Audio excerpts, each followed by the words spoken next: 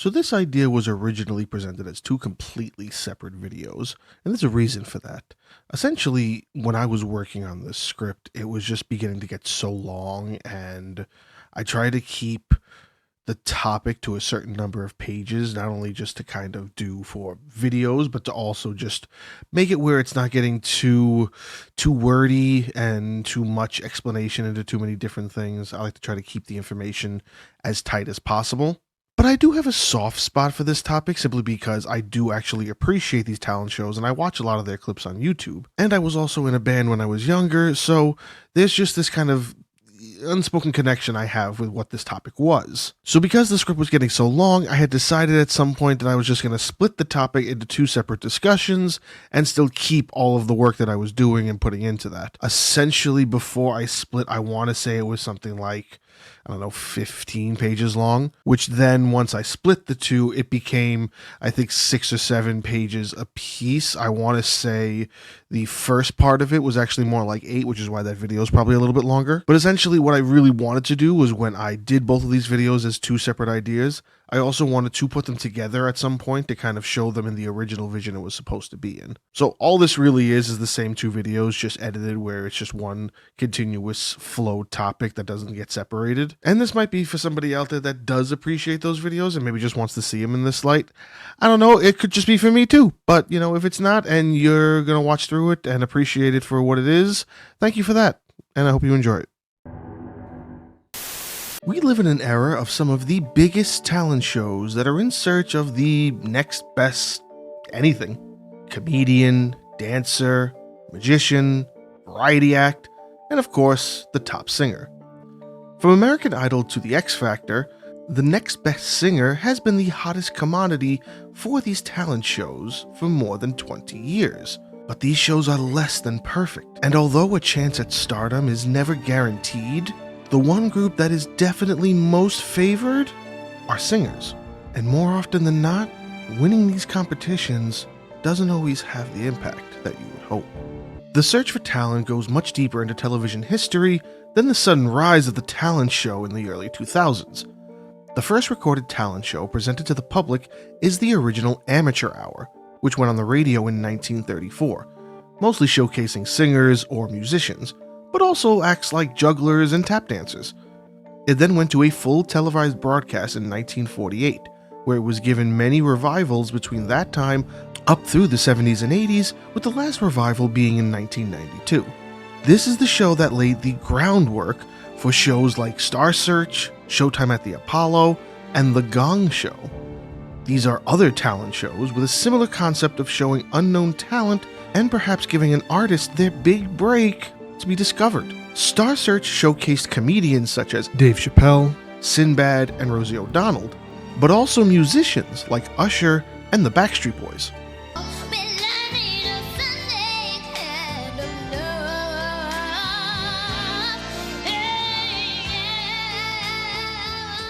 Showtime at the Apollo created a platform for comedians like Chris Tucker and Martin Lawrence to start their careers.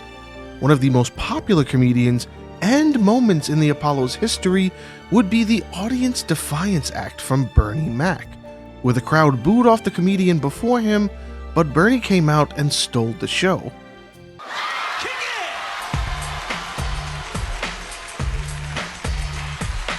You don't understand. I ain't scared of you motherfuckers. This event made Mac a force to be reckoned with, and his career kept moving up from that point on. By the mid-90s, the want for these shows had died down, and they were all closing out the ending of their stage time for lesser-known acts to get a chance at discovery. The end of the century arrives, and in 2001, one of the biggest talent show contests in the world premieres. American Idol hits the TV screens and blows up beyond what anyone might have seen coming. Running 22 seasons, starting its 23rd this year, and leading to the birth of idols all over the world, all looking for the next best singer. To be an American Idol because I have a deep appreciation for music, and I think that this would be a helping part of me to get my music heard by the whole world. I've got sunshine on a cloudy day. When it's cold outside, I about the middle of May. This rebirth of the talent show led to a creation of other singing competitions like X Factor and The Voice, but also other talent shows with a specification of the talent itself. So You Think You Can Dance and Dancing with the Stars are shows for aspiring dancers. Last Comic Standing was a show targeted towards comedians. The talent show genre was booming, and then in 2006, another huge show would premiere that would bring all of these ideas together in one place. America's Got Talent had its first showcase on June 21st, 2006, a show that wasn't just about singers or dancers or comedians, but a showcase of raw and unique talent, allowing for the discovery of new and interesting acts to have a chance of making it big. Dog trainers, acrobats, knife throwers, magicians, ventriloquists, large group acts, mentalists, and everything in between.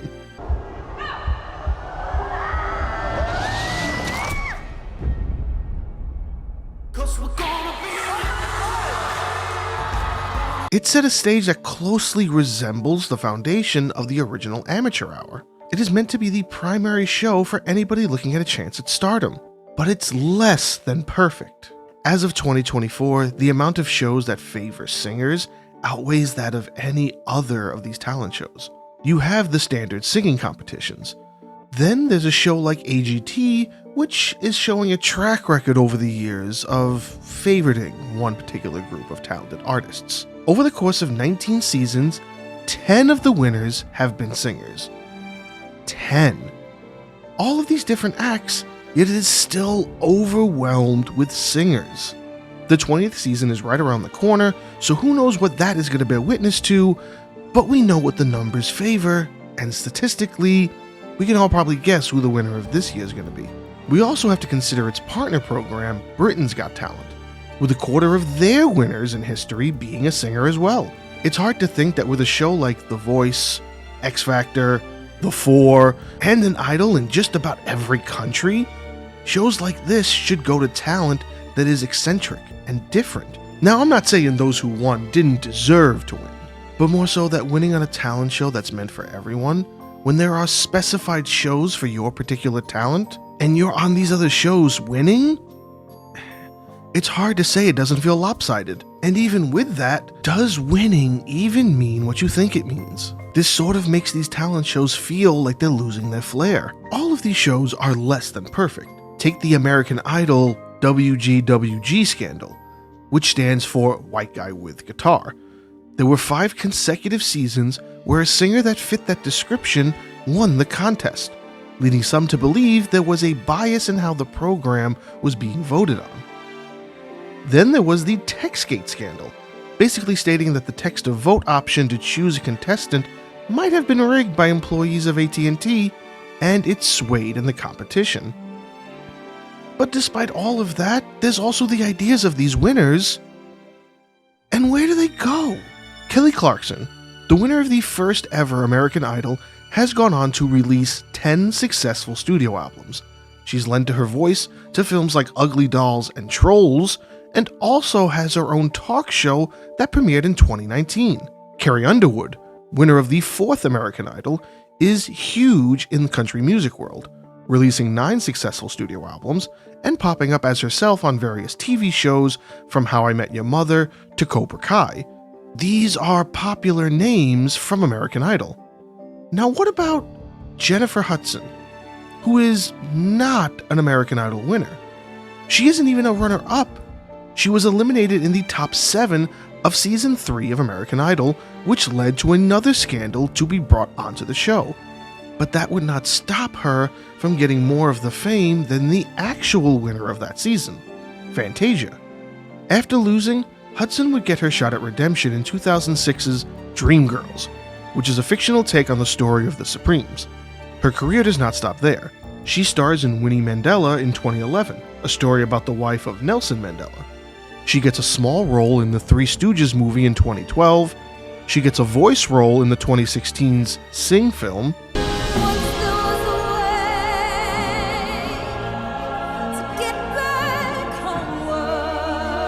a starring role in 2017's Sandy Wexler, alongside Adam Sandler, and in 2021 she portrays Aretha Franklin in the biopic Respect. She's also been the judge on The Voice and The Voice UK. As of 2022, she has her own daytime talk show. This is not a winner of American Idol. There have actually been more successful losers of American Idol than there seems to be winners. Chris Daughtry came in 4th place in Season 5, but his band Daughtry has released 6 successful studio albums, and he's done collaborations with Timbaland and Carlos Santana. Tori Kelly didn't even make it to the top 24 slots in Season 10, but has gone on to release 4 successful studio albums, a main character voice in the animated Sing movies. She's won 2 Grammys and a Billboard Music Award for her album Hiding Place. She was invited back to Season 19 as a mentor. A mentor! She wasn't even in the original competition. Between winners going nowhere and a slew of controversies surrounding it, it's hard to believe American Idol is still making it by. They had a small hiatus after the end of Season 15 in 2016, but then they came back on a new network in 2018, moving from Fox, where it ran for 15 years, to ABC. When this happened, I originally thought it had something to do with the whole Disney buyout of Fox, but apparently it's not. It was just that the ratings were going down and they really didn't have a lot of faith in the show, and then after a couple of years they wanted to put it back on air.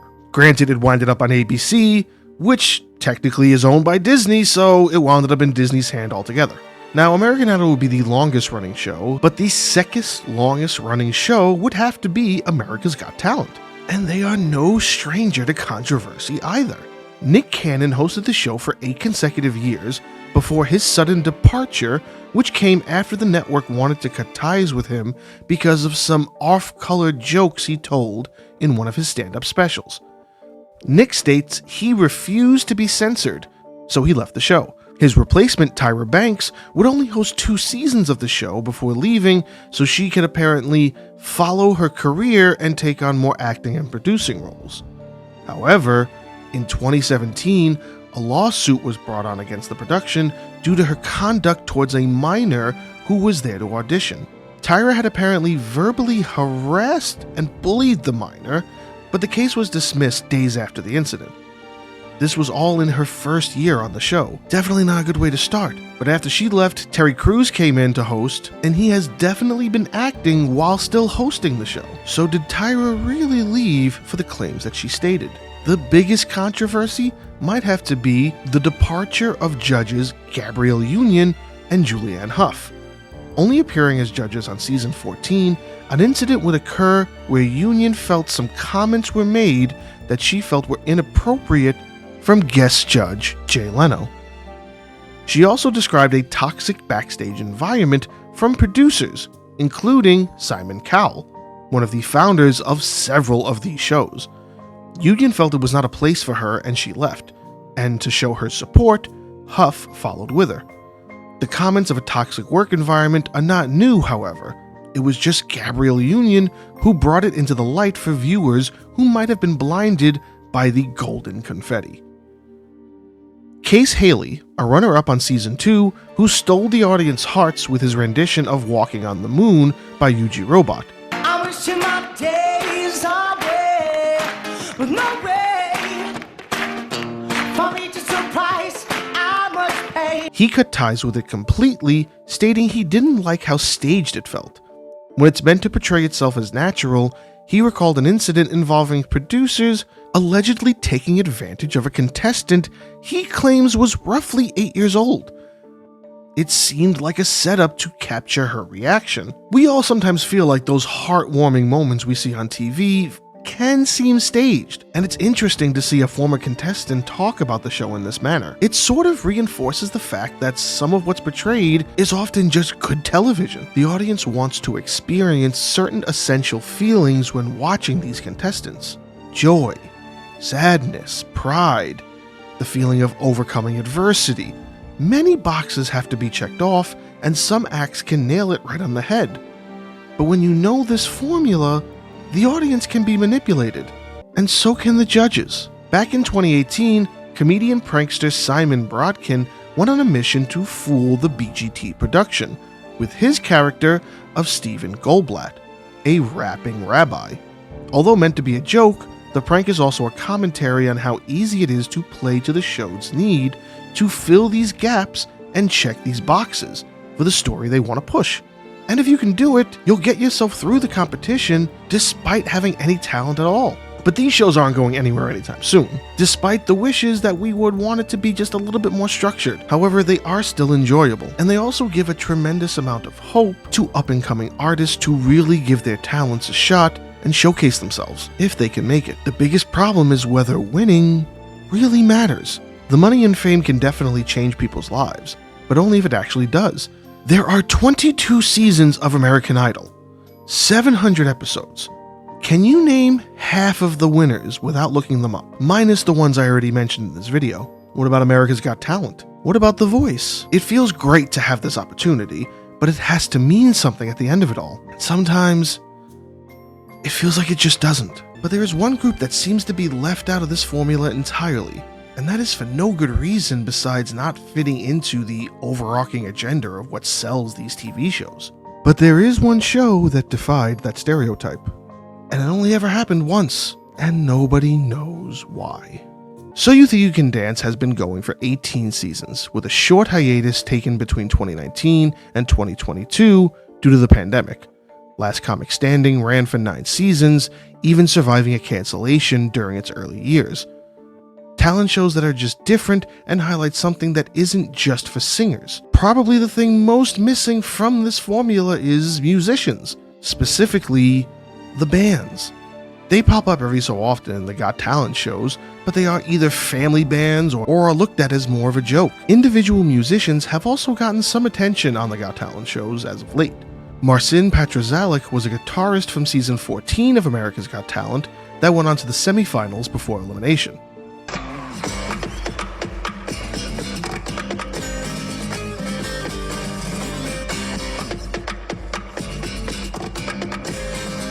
Tokyo Myers won season 11 of Britain's Got Talent in 2011. He was essentially a composer.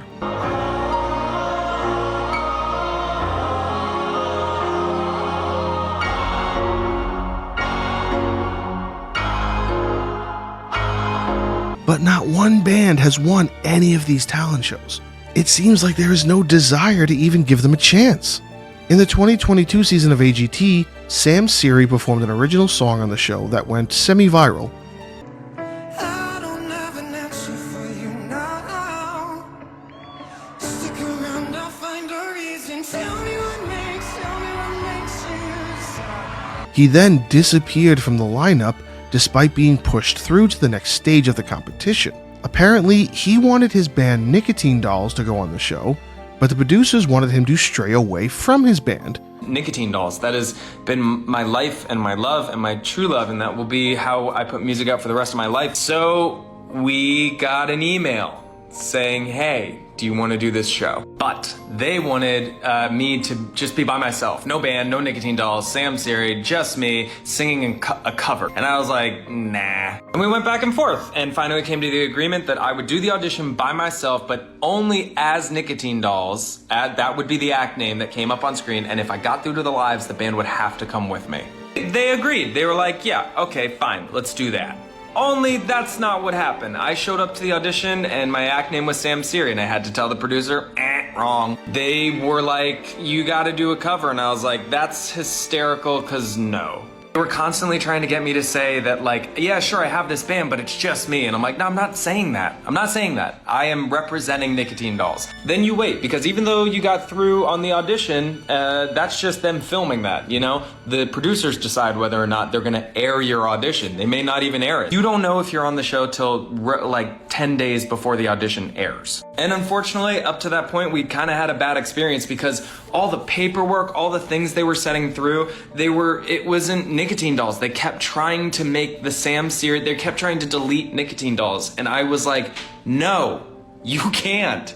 After this back and forth, they finally reach out and they're like, hey, so here's the deal. Your audition's gonna air, but you're an alternate for the live shows. And it kind of felt like they were like, you know what? Meh. You've made this annoying for us, so whatever. The audition airs and like I'm second in the show and cut half the bridge of the song out and they didn't use any of the other footage that they filmed, and I was like, man, they really just didn't want this audition to go well. And then it did go well because you guys liked it, which meant the world to me, by the way.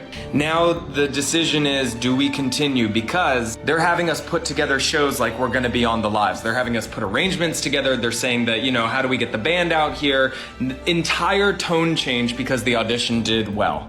But in the end, I didn't want to risk it because I thought that they were going to try to tear the band apart if we went forward with the show. Hearing about them trying to completely demolish a band that had been together since 2017 is just another example of how these shows cater to one particular demographic. And even though they claim to represent all talent, who knows if they really do? If you search talent show for bands, you get the same shows. But they group bands together with singing groups and a boy band or a trio. That's not the band I mean. I mean the rock band. I mean the garage band. The kids struggling to learn their instrument and to harmonize together, find their sound and create music together. Not choirs, not trios, not a cappella groups, but musicians. There has only ever been one show that I know of that actually gave bands a platform. Now mind you, it didn't even really show off the band's potential, but it was still something. It was still an opportunity for the lesser known and up and coming bands to get a shot they couldn't get anywhere else. That show is Battle for Ozzfest, an MTV original reality talent showcase which premiered in 2004. The goal being that 8 band members from different bands would compete in challenges. They were put on a tour bus where they lived, and every week would vote someone off based on the challenges. It ran for 11 episodes, with the contestants being judged by none other than Sharon and Ozzy Osbourne, lead singer of the iconic heavy metal band Black Sabbath, who also went on to enjoy a solo career in the 80s and 90s. In the late 90s, Ozzy would start his own music festival, Ozzfest, which was part of the prize for the show. That's why it was such a big deal for an up-and-coming band. A chance at a $50,000 cash prize, brand new gear, a possible record deal, and a spot on the stage of what might have been the #1 music festival for rock music in the world at that time. Since its inception in 1996, Ozzfest became one of the biggest rock music festivals to tour America. It is the stage where some of the biggest bands of the last 30 years have made their mark. System of a Down, Disturbed, Slipknot, Killswitch Engage, Mudvayne, Lamb of God, Trivium, all bands that made their premiere as second stage acts and worked their way up to main stage performers and heavy metal stardom. From 96 up until 2018, the tour had become a landmark for rock festivals. Sharon Osbourne, the co-founder for the event, has teased its return. Would you ever do it on Ozzfest again? I mean, not just one at this fucking forum, just in a whole Ozzfest.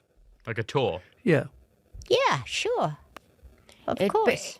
And I think they should bring back this competition to kick it off. Challenges on the show included attending Ozzfest itself, and when it was over, contestants would have to find the tour bus before 11 p.m.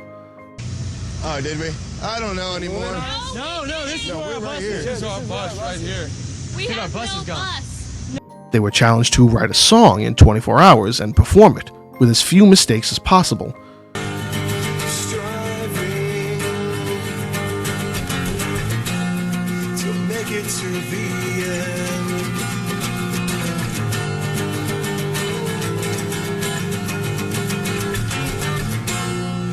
The end's where it begins. And of course, recreating the infamous scene that made Ozzy Osbourne himself famous by biting the heads off bats.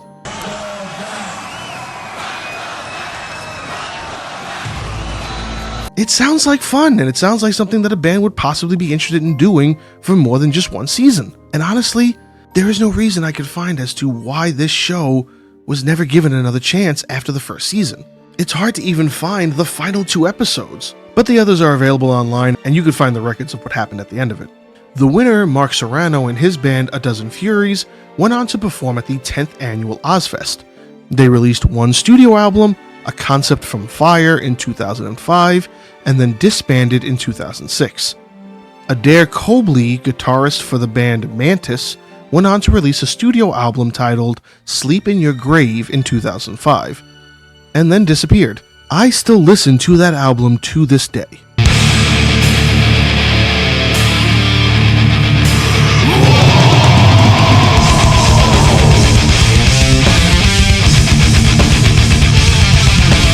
They announced the second album in 2007, but then went on a long-standing hiatus up until 2013, where a Facebook page for the band popped up, but no new music. Yet they still perform live shows. None of the other bands on the show went on to do much either. Cinder was a band from North Carolina. The lead singer Ryan Camp competed on the show and came in third place. Cinder was around since 1998 and reformed as Curse Your Name in 2008, released 2 albums, and then Ryan would leave to start a solo project. Beyond All Reason was represented by guitarist Ahmed Akurabi. The band broke up and Ahmed went to join Crazy Town. Final Drive was represented by bassist Chelsea Muckerman. Final Drive were never signed and Chelsea left the band shortly after the show. Guilt by Association was represented by bassist Brittany Page Bauk. The band released a single EP in 2004 before the show picked them up, and the band has broken up since the end of the show. Six Deep was represented by vocalist Kelly Abe. Kelly was eliminated second, but the band is still active to this day, yet haven't released any new music in 20 years. Trauma Concept was the first band eliminated, represented by vocalist Jesse Preston. Jesse left the band, but they are still active, yet have also not released any new music in 20 years. There was never another competition for a spot on Ozzfest after this, nor did it lead to the creation of any other possible attempts at doing something like this. When American Idol became a hit, other shows trying to do the exact same thing followed after it. When this left the scene, no one picked up the idea to do it again. Battle for Ozzfest is one of a kind, and it disappeared without a second chance. I'd love to tell you that the reason was poor marketing, bad reviews, low viewership, wrong place, wrong time, but there really is no reason I can find as to why this show is still not around to this day. But we can possibly draw to the conclusion that maybe broadcast and production companies and the producers of these music festivals don't see a value in trying to give bands a shot at making a talent show to showcase themselves, which is unfortunate to consider in today's climate of the overbearing amount of singing competitions. Ryan Camp stated in an interview, "No matter what happens, something good will come out of this. If we don't win, I'm sure something else will come up. Hopefully someone will want to sign us, or we'll go on tour with another band." This is a sign of hope, the kind of hope shows like American Idol and The Voice give to those looking to create something with their talents. Not all of these shows shy away from this style of music either. In the 2019 season of The Voice, Myanmar, the winner was a contestant, Novem Hitu, where he auditioned with Slipknot's Spit It Out.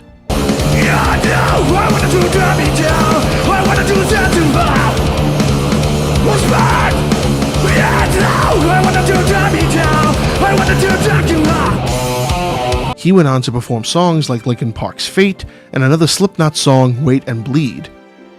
Also in 2019, The Voice Germany would see contestant Stephanie Stuper audition with Lamb of God's Ghost Walking, and shocked most of the judges as she mixed in some clean vocals, which isn't common for a Lamb of God track, and it showed her range.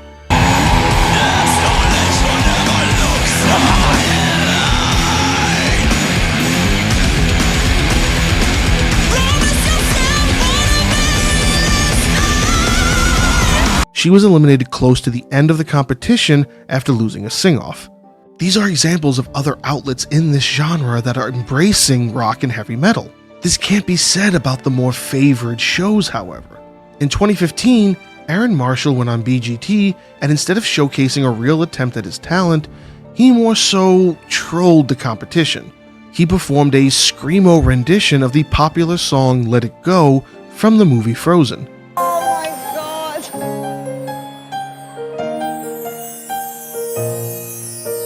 The star goes bright on the mountains tonight, for bread to be signed. He knew he wouldn't be taken seriously, and everyone laughed about it. Amanda Holden having some harsh things to say to the young man. I found that offensive. I really hope you lose your voice this afternoon. All this when you know he did it on purpose, but he did it because he knew they wouldn't care. It's sad that none of the bands on the Battle for Ozzfest made it. A band really has to struggle their hardest to make a name for themselves and get any kind of recognition. And that goes for today's music world and back then. I mean, you could even say it was even harder back then. To be frank, this is disheartening. There are talented individuals out there in these bands that deserve a platform and a place to get their shot just as much as a musician or dog performer. The fact that Battle for Ozzfest was a one-off that never saw another opportunity to showcase talented musicians is one of the most unfortunate cases in reality TV and talent show history.